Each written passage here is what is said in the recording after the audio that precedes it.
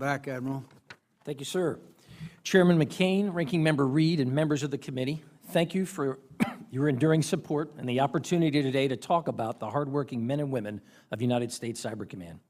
I welcome the opportunity to describe how Cyber Command conducts efforts in the cyberspace domain and supports the nation's defense against sophisticated and powerful adversaries. The Department of Defense recognized 7 years ago that the nation needed a military command focused on cyberspace. U.S. Cyber Command and its subordinate elements have been given the responsibility to direct, operate, secure, and defend the Department's systems and networks, which are fundamental to the execution of all DoD missions. The Department and the nation also rely on Cyber Command to build ready cyber forces and to be prepared to employ them when significant cyber attacks against the nation's critical infrastructure require DoD support. The pace of international conflict and cyberspace threats has intensified over the last few years. Hardly a day has gone by during my tenure at Cyber Command that we have not seen at least one significant cybersecurity event occurring somewhere in the world. And this has consequences for our military and our nation at large. We face a growing variety of advanced threats from actors who are operating with ever more sophistication, speed, and precision. At U.S. Cyber Command, we track state and non-state adversaries as they continue to expand their capabilities to advance their interests in and through cyberspace and try to undermine the United States' national interests and those of our allies. Conflict in the cyber domain is not simply a continuation of kinetic operations by digital means. It's unfolding according to its own logic, which we are continuing to better understand. And we are using this understanding to enhance the department and the nation's situational awareness and management of risk. I want to update you on our initiatives and plans to address that issue of situational awareness and risk management.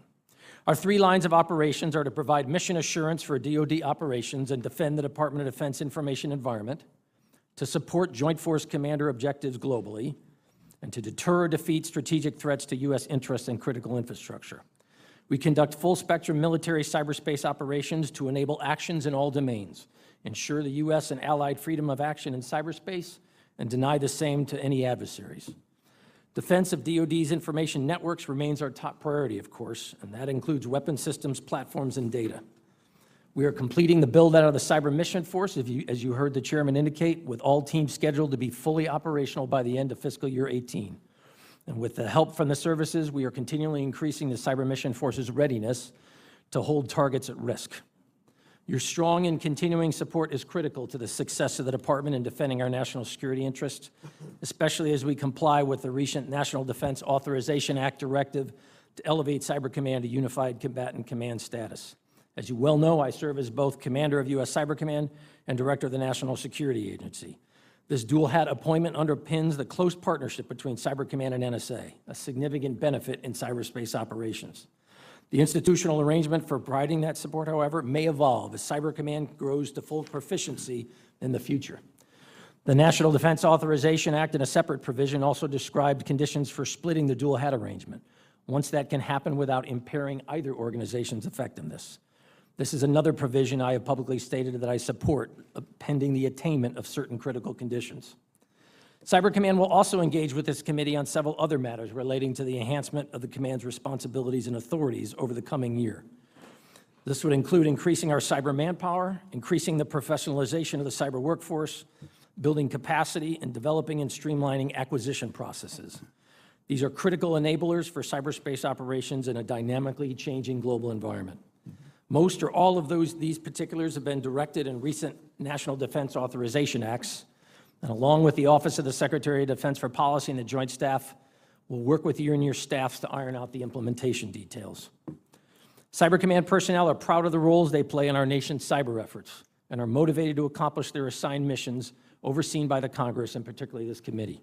They work to secure and defend DoD systems and networks, counter adversaries, and support national and joint warfighter objectives in and through cyberspace. The command's operational successes have validated concepts for creating cyber effects on the battlefield and beyond. Innovations are constantly emerging out of operational necessity, and the real-world experiences we are having in meeting the requirements of national decision makers and Joint Force commanders continue to mature our operational approaches and effectiveness over time.